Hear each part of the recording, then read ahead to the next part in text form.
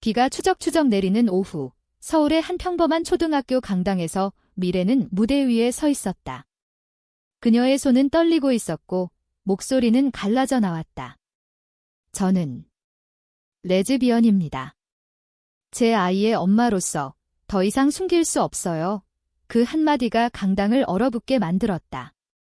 아이들의 눈동자가 커다랗게 뜨였고 교사들의 속삭임이 파도처럼 밀려왔다. 미래의 딸, 지은이는 앞줄에 앉아 엄마를 올려다보고 있었다. 그 눈빛은 공포와 혼란이 뒤섞인 미래가 평생 잊지 못할 표정이었다. 미래는 이혼한 지 겨우 반년, 전 남편과 헤어진 이유를 이제야 세상에 드러낸 것이다. 하지만 그 순간 그녀는 자유로웠다. 아니, 적어도 그렇게 느껴졌다. 강당 문이 쾅 닫히는 소리가 들려왔고 미래의 삶은 그날부터 무너지기 시작했다. 미래는 38세, 서울 강남의 작은 아파트에서 홀로 지은이를 키우며 사는 평범한 주부였다. 그녀의 일상은 한강을 따라 산책하는 아침, 지은이의 학교 앞에서 기다리는 오후, 그리고 밤에 홀로 쌓인 빨래를 정리하는 저녁으로 채워져 있었다. 한국 사회의 전형적인 좋은 엄마 이미지를 위해 그녀는 20년 넘게 자신의 감정을 억눌러 왔다. 결혼 전부터 느껴온 그 이상한 끌림, 여자에 대한 은밀한 동경. 하지만 가족의 기대, 사회의 시선, 그리고 정상적인 삶을 위한 압박이 그녀를 가두었다. 남편과의 결혼은 자연스러웠다. 그는 안정된 직장인, 그녀는 그의 곁에서 조용히 지내는 아내. 지은이가 태어난 후, 미래는 더더욱 그 역할을 다졌다. 매년 추석에 시댁에 올라가 떡국을 끓이고 명절에 가족 사진을 찍으며 웃었다. 하지만 속으로는 갈라지는 균열이 점점 커져갔다. 그 균열이 터진 건 지은이의 학교 행사 때문이었다.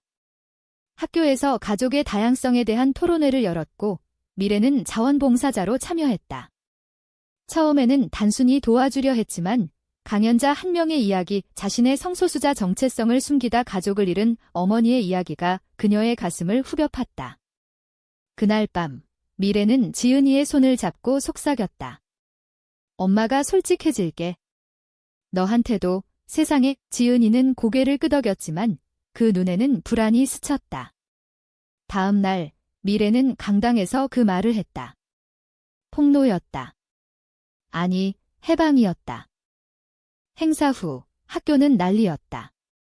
교장 선생님은 미래를 사무실로 불렀다. 미래 씨, 이건 아이들에게 좋지 않아요. 부모님들 불만이 쏟아지네요. 미래는 고개를 들지 않았다. 그녀의 핸드폰에는 전 남편의 메시지가 쌓여 있었다. 너 미쳤어. 지은이한테 무슨 짓이야. 친구들의 카톡방은 조용해졌다. 한때 매일 웃으며 수다를 떨던 엄마 모임은 그녀를 배제했다. 미래가 그런 사람이었어. 속삭임이 바람처럼 퍼졌다. 미래는 집으로 돌아와 문을 잠그고 울었다. 지은이는 방에 틀어박혀 덤마 때문에 친구들이 이상하게 봐라고 소리쳤다. 그날 밤, 미래는 창밖을 보며 생각했다. 이게 끝인가? 내가 원한 자유가 이렇게 아프다니.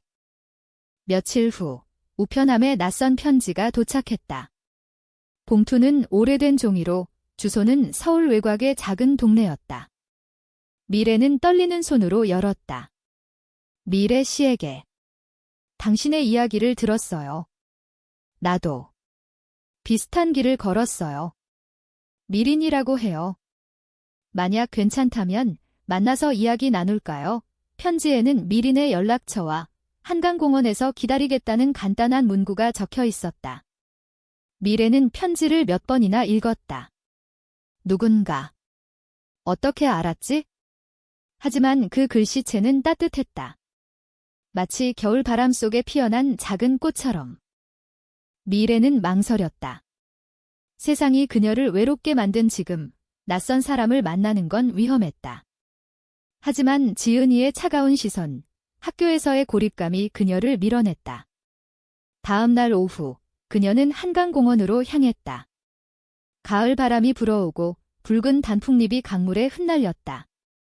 한국의 가을은 언제나 이렇게 쓸쓸하고 아름다웠다. 벤치에 앉아있는 여자는 30대 후반쯤, 검은 코트에 긴 머리를 묶은 채 책을 읽고 있었다. 미린 씨, 미래가 조심스레 불렀다. 미리는 고개를 들고 미소 지었다. 네, 미래 씨, 와주셔서 고마워요. 그녀의 눈은 부드러웠다. 미래는 앉으며 물었다. 어떻게 제 이야기를 아셨어요? 미리는 편지를 다시 꺼내며 말했다. 저는 학교 근처 카페에서 일해요. 행사 후 당신의 목소리가 강당에서 새어나오던 그 떨림이 들렸어요. 그리고 기사도 봤고요. 당신처럼 저도 숨겨왔어요. 미린의 이야기는 미래의 가슴을 울렸다. 그녀는 10년 전 비슷한 폭로로 가족을 잃었다. 여자친구와의 사랑을 인정했지만 부모님의 반대와 사회의 시선으로 헤어졌다. 지금은 홀로 살며 카페에서 책을 쓰는 프리랜서였다. 편지를 쓴 건 당신이 혼자가 아니라는 걸 알려주고 싶었어요. 한국에서 우리는 항상 기상한 존재잖아요. 하지만 그게 우리의 진실이에요. 그날 두 사람은 한강을 따라 걸었다. 미래는 처음으로 자신의 이야기를 털어놓았다. 결혼 생활의 고독, 남편과의 형식적인 밤들, 지은이를 향한 죄책감. 미리는 조용히 듣고 손을 잡아주었다. 그 손길은 따뜻했다. 미래 씨, 당신은 용감해요. 저는 그때 도망쳤어요. 대화는 자연스럽게 흘렀다. 미리는 한국 전통 차를 좋아한다고 했고, 미래는 웃으며 저는 김치찌개요. 엄마의 맛이라고 답했다. 공원 끝에서 미린이 말했다. 다음에 또 만나요. 지은이도 데려오세요. 아이들은 이해할 거예요. 미래는 고개를 끄덕였다. 그날 밤, 그녀는 편지를 베개 옆에 두고 잠들었다. 처음으로 꿈이 평화로웠다. 시간이 흘렀다. 미래와 미린의 만남은 매주 한강공원에서 이어졌다. 가을이 깊어지며 공원은 은은한 붉은 빛으로 물들었다. 미리는 미래에게 책을 빌려주었고 미래는 집에서 지은이와 함께 읽었다. 엄마, 이 여자가 왜 울고 있어? 지은이가 물었다. 미래는 대답했다. 사랑 때문에. 하지만 사랑은 아프지 않아. 이해할 거야. 지은이의 태도는 조금씩 변했다. 학교에서 친구들의 괴롭힘은 여전했지만 엄마의 미소가 돌아오자 그녀도 안도했다. 미래는 미린 덕분에 용기를 얻었다. 그녀는 온라인 커뮤니티에 가입해 다른 레즈비언 엄마들의 이야기를 읽었다. 한국 사회의 변화, 서울의 프라이드 퍼레이드, 드라마 속의 작은 반영가 희미하게 보였다. 하지만 평화는 오래가지 않았다. 한 달 후, 전 남편이 나타났다. 그는 지은이를 데리러 학교에 왔고 미래를 노려보았다. 너 때문에 지은이가 이상해졌어. 친구들이 피한다고 해. 미래는 반박했다. 그건 당신 탓이 아니에요. 제가 솔직해진 거예요. 남편은 코웃음 쳤다. 솔직.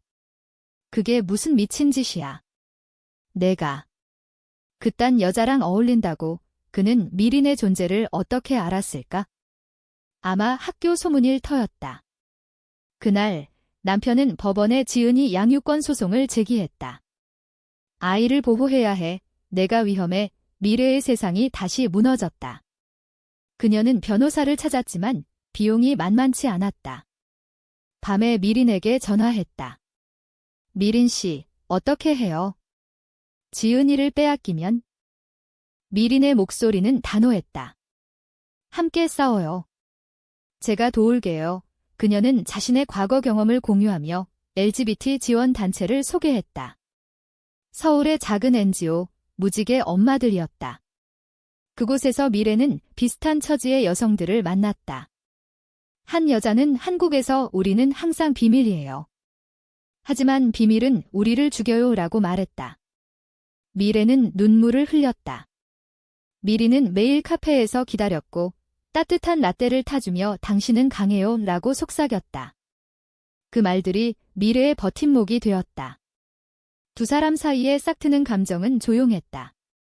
손끝이 스치는 순간, 눈빛이 마주치는 순간. 로맨틱한 드라마처럼, 하지만 더 현실적이고 아팠다. 한국의 겨울이 다가오며 그들의 대화는 깊어졌다. 미리는 저는 당신을 처음 본 순간 운명처럼 느꼈어요 라고 고백했다. 미래는 대답하지 않았지만 가슴이 뜨거워졌다. 소송은 길고 고통스러웠다. 법정에서 남편의 변호사는 미래의 성정체성을 공격했다. 이런 환경에서 아이가 자랄 수 있나요? 한국 전통 가족 가치에 어긋나요? 판사는 고개를 끄덕였고 미래는 무너질 뻔했다. 하지만 미린이 증인으로 나섰다. 미래 씨는 훌륭한 엄마예요.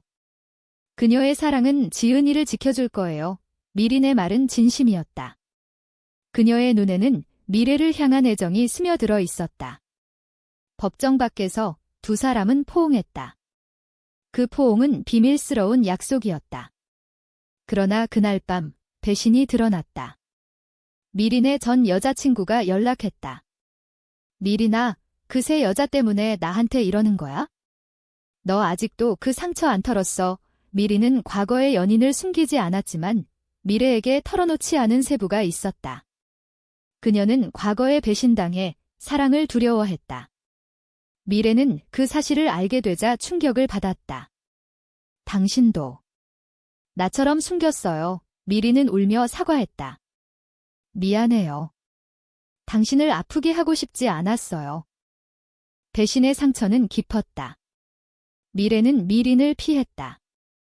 지은이의 학교 생활은 여전히 힘들었고 겨울 눈이 내리는 서울거리는 그녀를 더 외롭게 만들었다. 추석이 다가오자 미래는 홀로 떡국을 끓였다. 지은이는 할머니 집에 가고 싶어 라고 말했다. 미래는 고개를 저었다. 올해는 우리 둘이서 하지만 속으로는 무너졌다. 미린의 편지가 다시 왔다. 미래 씨, 제 잘못이에요. 하지만 당신을 사랑해요. 진심으로 미래는 편지를 찢으려다 멈췄다. 그녀는 생각했다. 나도 배신자였어. 남편에게, 지은이에게 한국 사회의 관벽함 강박이 그녀를 괴롭혔다. 하지만 미린의 편지는 그 강박을 깨뜨렸다. 고조되는 긴장 속에서 미래는 결단을 내렸다. 그녀는 미린을 다시 만났다. 한강이 얼어붙은 겨울 공원에서. 미린 씨, 우리 다시 시작할까요? 서로의 상처를 안고 미린은 눈물을 흘리며 고개를 끄덕였다. 그 순간 눈송이가 두 사람을 감쌌다. 로맨스는 그렇게 피어났다. 부드럽고 깊고 한국의 겨울처럼 차갑지만 따뜻한. 지은이도 서서히 받아들였다. 미린이 집에 와서 김치찌개를 함께 먹는 날, 지은이는 미린 이모, 맛있어 라고 웃었다. 학교 소문은 잦아들었고 NGO의 도움으로 미래는 상담소를 열었다.